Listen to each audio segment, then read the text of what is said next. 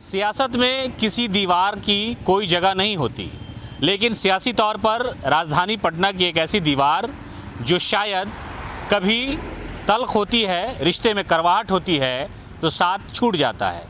एक अन्य मार्ग जहां मुख्यमंत्री नीतीश कुमार रहते हैं, उसका ये पिछला दरवाज़ा है जहां से मुख्यमंत्री हमेशा राबड़ी आवास जाते हैं। इफ्तार पार्टी का जब मौका होता है तो मुख्यमंत्री नीतीश कुमार पैदल ही अपने इस रास्ते से राबड़ी देवी के आवास पे पहुंच जाते हैं और फिर शाम को जब इफ्तार का प्रोग्राम ख़त्म होता है तो इसी रास्ते वो लौट जाते हैं। जब मीरा कुमार को अपोजिशन ने राष्ट्रपति का उम्मीदवार बनाया था, उस वक्त मुख्यमंत्री नीतीश कुमार राबड़ी देवी के आवास से निकले थे और यहीं खड़े होकर मीडिया के सामने कहा था कि बिहार की बेटी को अपमानित करने के लिए इस तरह का प्लान बनाया गया था। उस वक्त ही ऐसा लगा था कि शायद मुख्यमंत्री नीतीश कुमार और लालू प्रसाद यादव का साथ ज़्यादा दिनों तक चलने वाला नहीं है और आखिरकार सावन के महीने में मुख्यमंत्री नीतीश कुमार जिस दिन हज भवन जाने वाले थे, यानी हाजियों के जत्था को रवाना करना था, उससे पहले ही हज भवन जाने के बजाय नीतीश कुमार राजभवन पहुंच गए थे। और आज फिर इसी सियासी उथल पुथल के बीच ये हंगामा है कि मुख्यमंत्री नीतीश कुमार एक अन्य मार्ग के पिछले दरवाजे से पैदल चलते हुए राबड़ी देवी के आवास पहुंच जाए। आप देखिए कि बिल्कुल करीब है। अगर आप इसको शुमार करें तो गांव में इतना बड़ा तो आंगन होता है कि एक दरवाजे से पड़ोसी के दरवाजे तक या अपने ख़ानदान के लोगों से आप मिलजुल सकते हैं। बिल्कुल राबड़ी देवी का आवास जहां आरजेडी की सियासी हलचल चलती है और मुख्यमंत्री नीतीश कुमार की दीवार राबड़ी की दीवार से बिल्कुल करीब है, बीच में एक रास्ते का फ़र्क है। लेकिन अभी सियासी हलचल बिहार में है कि शायद यो दो दीवार के बीच की दूरी है वो 48 घंटे के अंदर ख़त्म हो जाए। हालांकि जनता दल यूनाइटेड ने ये ज़रूर शिकायत की है कि भारतीय जनता पार्टी जेडीयू को ख़त्म करने की साजिश कर रही थी। इसका खुलासा ललन सिंह बाद में करेंगे। लेकिन भारतीय जनता पार्टी के बड़े नेताओं को दिल्ली तलब कर लिया गया है। आगे की रणनीति क्या होगी, इस पर अभी किसी ने भी खुलासा नहीं किया है।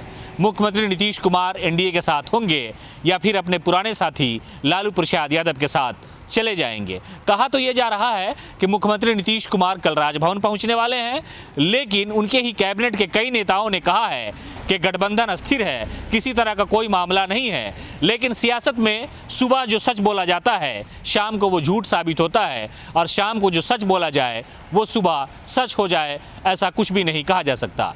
मुख्यमंत्री नीतीश कुमार सियासत के वो माहिर खिलाड़ी हैं कि कब कौन सी दीवार खड़ी कर दे और फिर कौन सी दीवार वो गिरा दें। और उनकी एक ही दलील होती है कि हमारे लिए बिहार का विकास सबसे ऊपर है, हमने कभी किसी ज़ात या मज़हब या इलाके की सियासत नहीं की है। हम तो यही सोचते हैं और बस यही सोचते हैं कि बिहार कैसे विश्व के मानचित्र पर ऊपर आ जाए, तरक्की कैसे हो, कैसे पुल पुलिया का निर्माण हो, बच्चियां स्कूल कैसे चली जाएं। कई सारी योजनाएं हैं और 7 निश्चय योजना का उल्लेख वो हमेशा करते रहे हैं। जनता का दरबार भी लगाते हैं, लोगों की फरियाद सुनते हैं, अफसरान को फटकार लगाते हैं, लेकिन अभी सियासी तौर पर आज बिल्कुल खामोश हैं और उनकी जो भी बातें हैं वो ललन सिंह की ज़बानी मीडिया के सामने आ रही है। लेकिन ये दो दीवार जो लालू प्रसाद यादव की सियासत, राबड़ी देवी का आवास और एक अन्य मार्ग जहां मुख्यमंत्री नीतीश कुमार रहते हैं, इन दो दीवार की दूरी कितने देर में ख़त्म होगी या फिर यथावत यूं ही रहेगा कि एनडीए की सरकार बनी रहेगी और जो लोग ख्याली पुलाव पका रहे हैं उन्हें शायद कई सालों तक और भी इंतज़ार करना पड़े। लेकिन जो सियासत के माहिरीन हैं वो कहते हैं कि मुख्यमंत्री नीतीश कुमार सियासत की पिच पर कब कौन सी गुगली फेंक दें किसी को पता भी नहीं, उनके करीबी भी नहीं जानते, यहाँ तक कि कैबिनेट के लोगों को भी पता नहीं होता कि मुख्यमंत्री नीतीश कुमार कौन सी योजना को लेकर के चाय पर बैठ के चर्चा करेंगे। लेकिन ऐसा अभी तक कुछ भी खुलासा नहीं है। दो दीवार के बीच की दूरी कब कम होगी, आरजेडी की क्या शर्त है, मुख्यमंत्री का मन डोल रहा है कि फिर से लालू प्रसाद यादव के साथ जाएंगे या एनडीए के साथ यूं ही उनका सफ़र जारी रहेगा और फिर सियासत के जो पंडित हैं उनकी सारी भविष्यवाणी गलत साबित हो जाएगी।